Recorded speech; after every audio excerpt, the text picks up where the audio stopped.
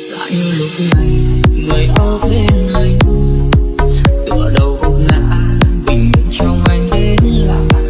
Yêu em thật nhiều nhưng anh gặp phải đắng cay bao nhiêu, gió rét từng cơn cô đơn xếp anh chết thương. Biết không em, đoạn đường mà ta qua nhiều lúc vô tâm, đôi khi anh vội vã đã làm em phải buồn, đã làm em phải đau.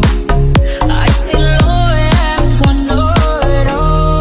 Tay anh đây, sao em không dắt anh đi cùng? Chẳng cần biết bên em sẽ ngập ngừng và tìm đâu thấy hạnh phúc cho riêng mình.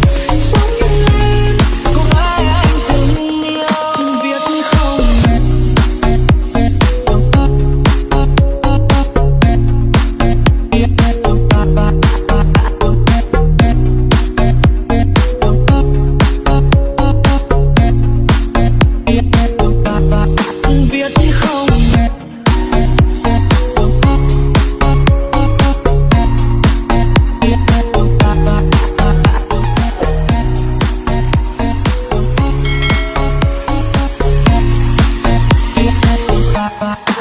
Dạ như lúc này người ở bên anh tựa đầu gục ngã, bình yên trong anh đến lạ.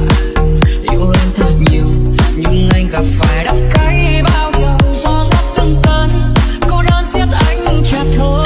Biết không em, đoạn đường mà ta qua nhiều lúc vô tâm, đôi khi anh